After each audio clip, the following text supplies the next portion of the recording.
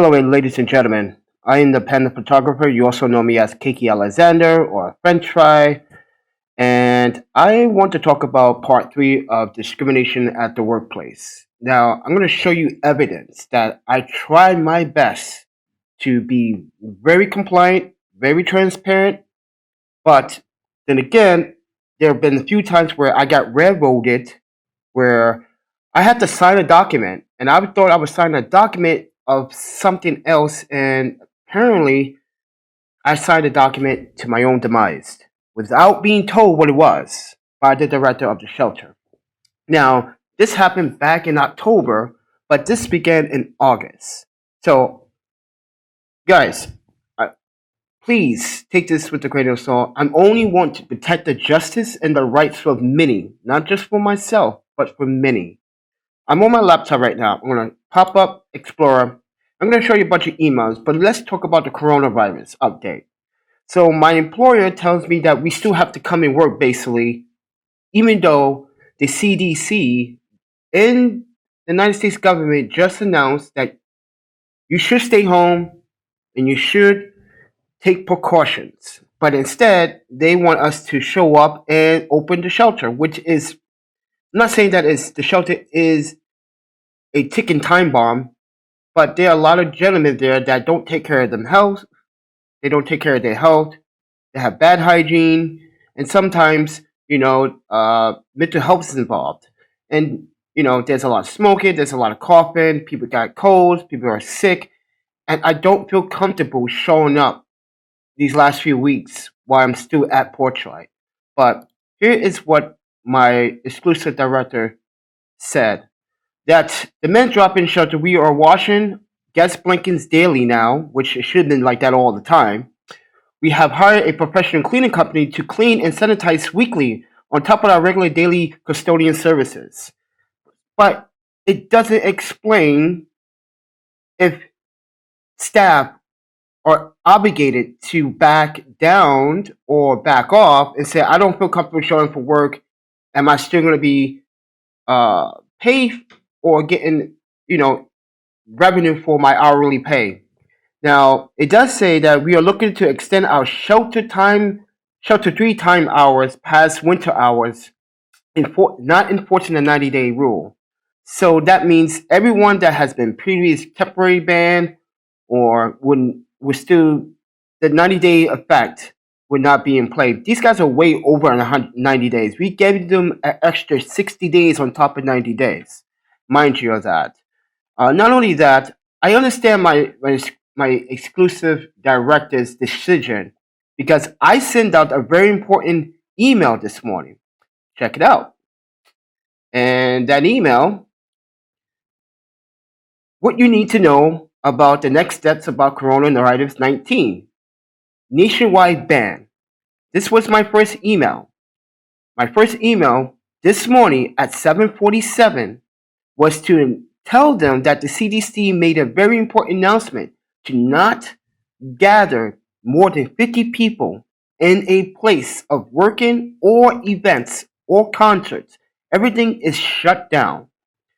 And I got a response from HR, and she responded pretty quick, I say, because everyone else doesn't respond. They take days to respond, to be honest with you. I can probably show you that how long it takes someone to respond, but or they just respond after 5 p.m., which is a little bit too late.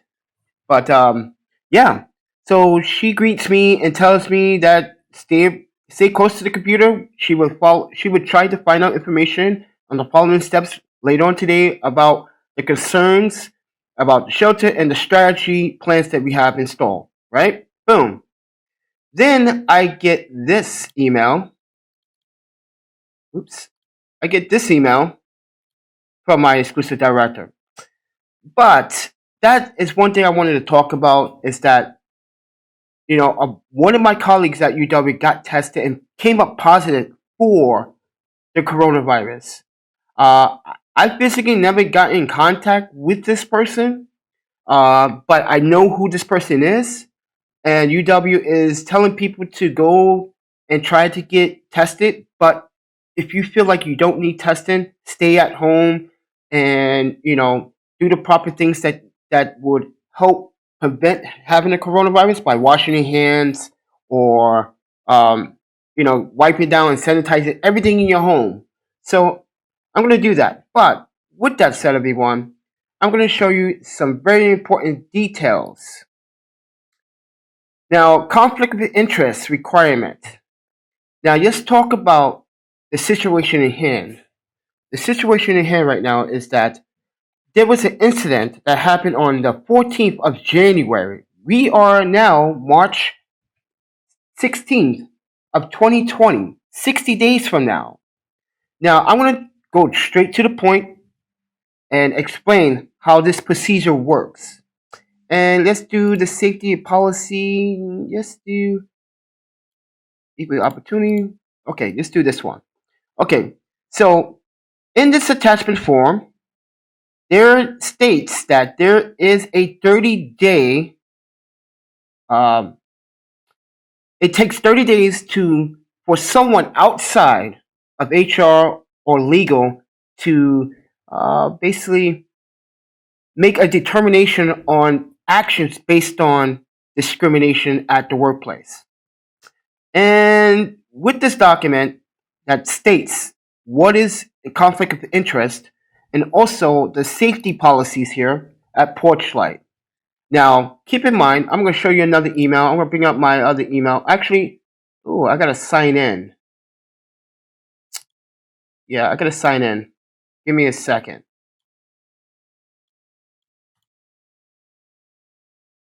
I'm going to sign into this one. Now, this is Susan from the District Attorney's Office. So, like I said before, guys, I was absolutely attacked multiple times at the shelter, where I had no choice to file a restraining order and a police report against a person that came to the shelter and attacked me.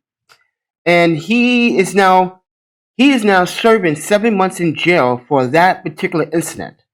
Porchlight took this with a grain of salt and brushed it off quickly. I was asked many times about Isaiah Johnson. I'm going to just put it out there. His name is Isaiah Johnson. Okay? I was asked many times. Here is the District Attorney Dane County letter towards me. Okay? And it stated that they wanted me, if I can't show up, just send them a letter of what you want to be done. And I did. But I did show up, and I did attend, and I always had contacted Susan Robinson about this incident on a number of occasions of different clients that came to the shelter and hit me and harassed me and assaulted me. I just told her that I was following the EEOC for discrimination. And yeah, she says that Mr. Johnson was in court on the 9th, this past 9th, 2020, and now he's ordered to spend 7 months in jail. And she says, you have any other questions, let me know. I will let her know what's going on, what's taking place. So with that said, if we look up more of, I am so brain dead today. What is going on?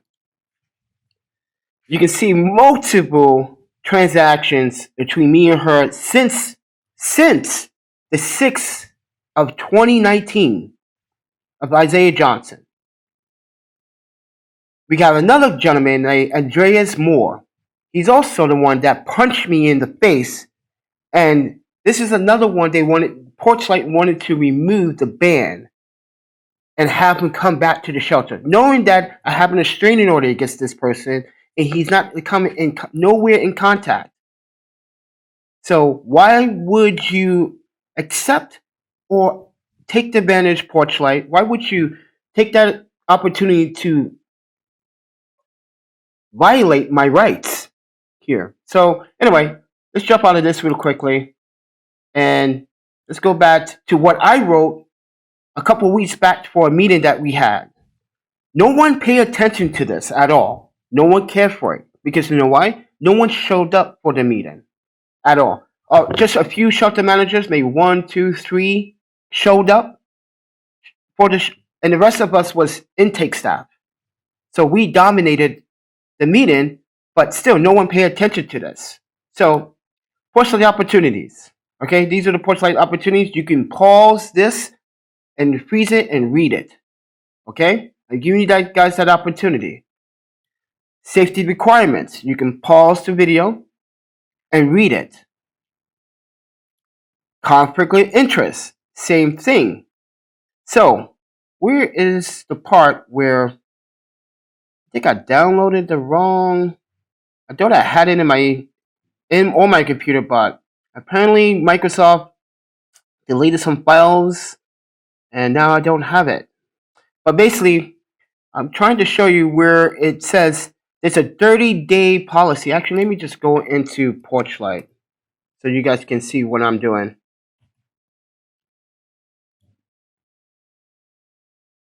I'm going in Porchlight, go to Employee Portal, and HR policies and safety concerns. Okay, which one is it? Where's the policy? Let's go this one. Oops, nope. Yep, this is the one. So where is it? I'm sorry, guys. I this is last minute that I wanted to do this video. I was actually at home, and we don't have internet. Me and you do not have internet at home, so we gotta use either the UW's library or the Puppet library for Wi-Fi. Now we do have our phones. We can actually hotspot, but we kind of want to conserve our hotspots for the month. So it's important that we do this. All right. So with this said, everyone, yeah, I'm trying to actually locate.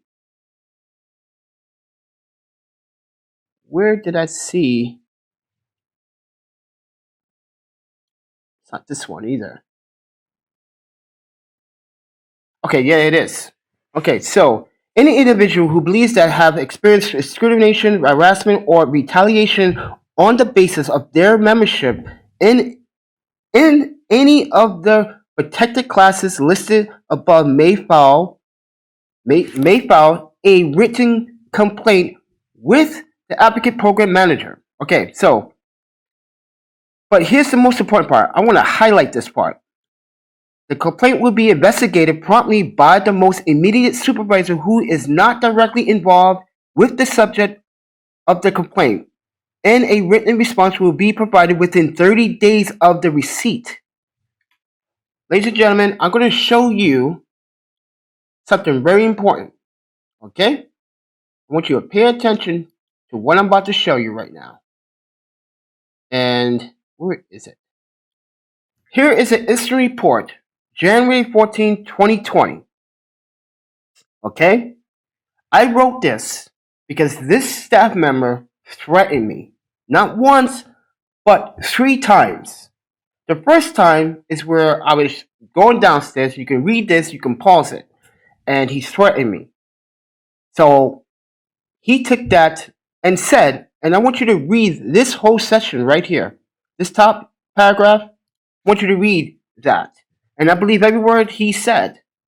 Who told him that information? As I said in previous videos, that there was some private information shared among staff, which should not be shared among staff. Yeah. So this is why I keep when I work for an employer, except for UW, especially Porchlight, I do not share any of my outside relationships with Porchlight.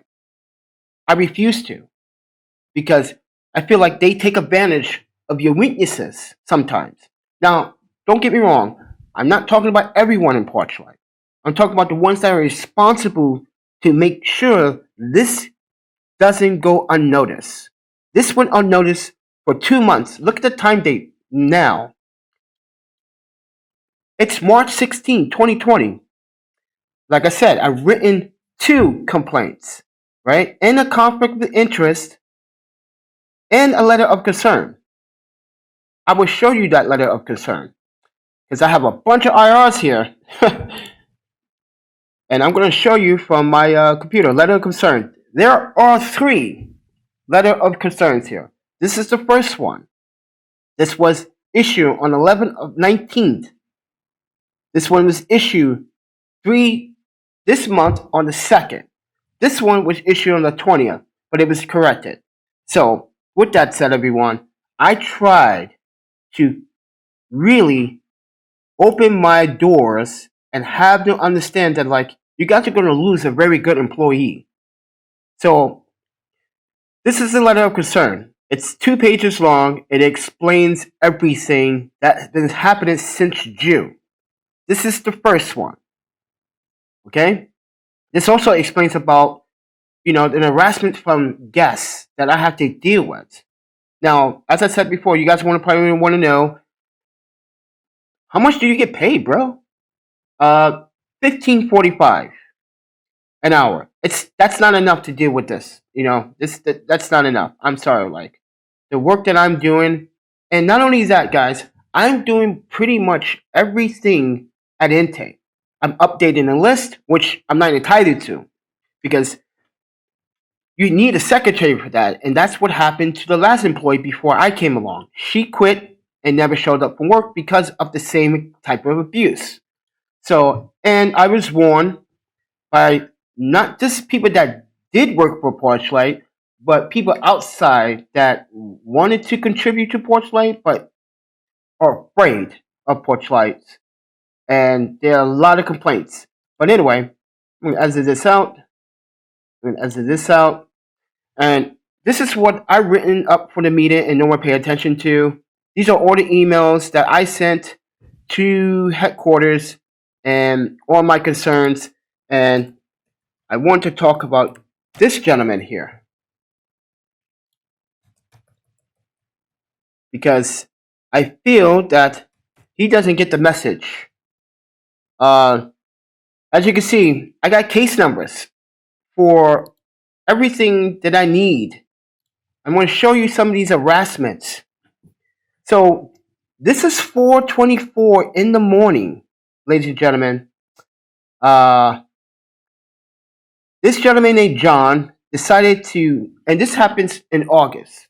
Now, this gentleman decided to make racial remarks, discrimination, and threaten with waterboarding techniques that his family works for the CIA. His family does not work for no CIA. And something about doctor, whoever, evidence with no degree, etc., explain himself, blah, blah, blah. And then he says, I call residents monkeys. That's never happened. That never happened. This is why I asked the HR at the time, do you have that evidence that I call someone a monkey? Now, he got upset because I was on the phone with my buddy Tech, and I said, dude, don't monkey me around, all right? We're going to do this or what? October's going to come up pretty soon. It will be here in no time. We are talking about the Halloween event. This person got into my business and said that I call a resident monkey. That was not true. So anyway, I ended up getting suspended for that and being docked a day's pay, which I said to myself, why? And this happened. Then he followed up with this and says that ICE is on the way. Obviously, something is mentally wrong with this guy. Okay? Something really mentally wrong with this person. And they allowed him to stay on board for 3 months until October 24th. And then they terminate him. But as you can see, bunch of emails, case numbers, complaints. This thing goes on and on and on. And no one wanted to do anything about it. And even now, with this discrimination against shelter managers against me, it's just not just one, it's a few of them against me. Let's get that straight. So I'm stuck where I have no choice to terminate myself from employment because they refuse to do what the policy states. 30 days.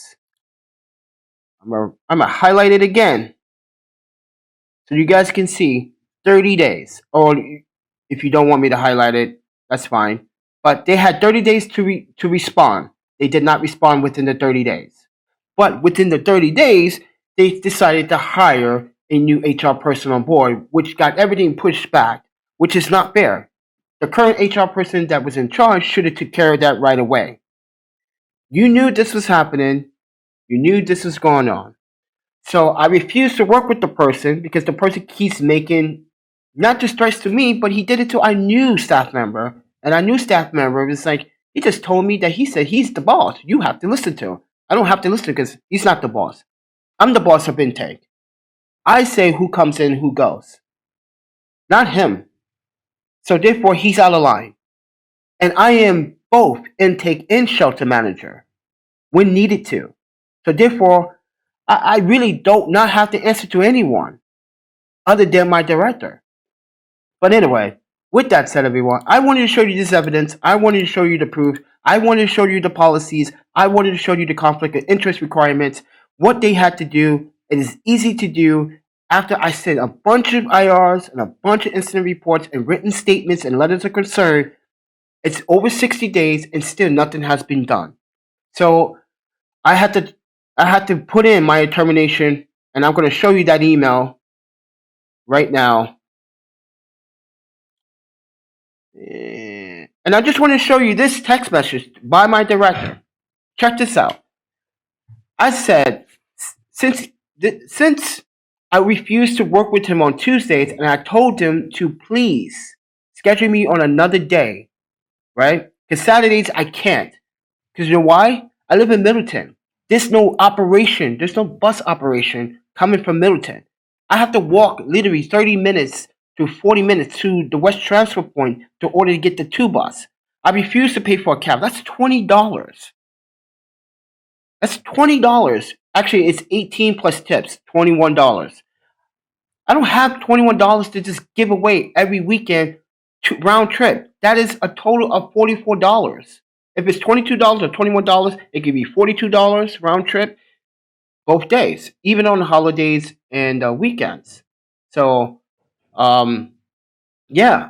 But with this text message, he stated that, and I said, I'm guessing that I'm covering for you Friday. If you did not have this plan, I would like to cover that for you since you're covering for me today. He absolutely said no. So I wrote to my HR department. I let them know what I wanted to do. Just wanted to show you guys this email.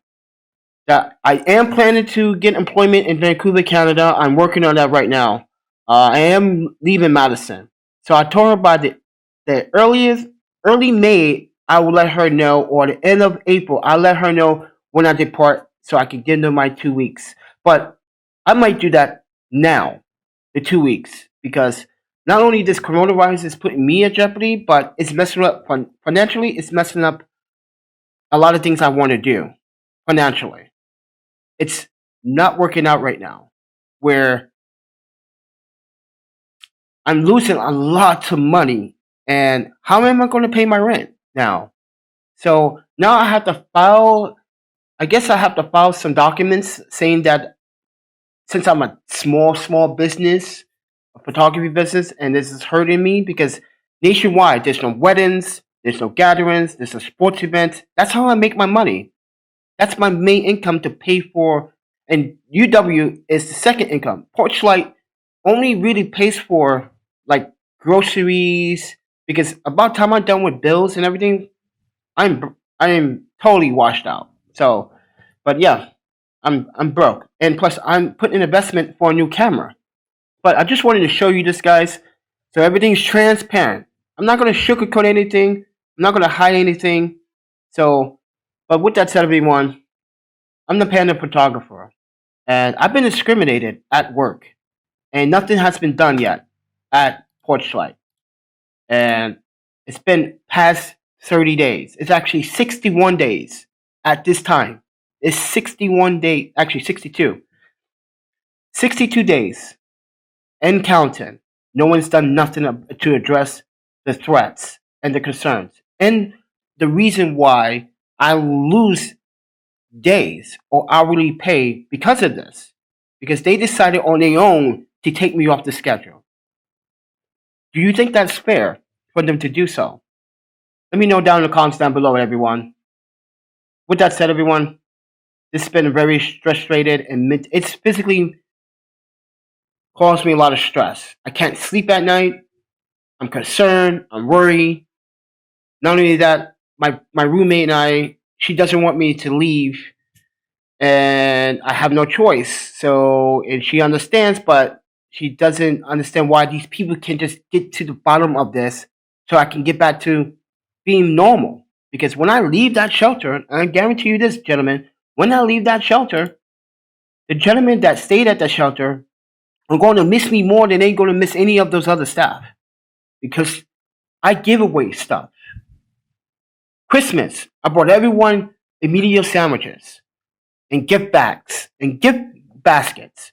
What other employee does that for guests at the shelter? No one. No one's took their own money and give it out. No. I just think it's unfair. I just think it's not cool. I think people should pay attention to what is written and sent to them and act properly based on the policies and procedure. But I don't want to rant up too long. But with that said, everyone, I just wanted to share that with you so you guys can see the evidence for yourself. But with that said, thank you for watching.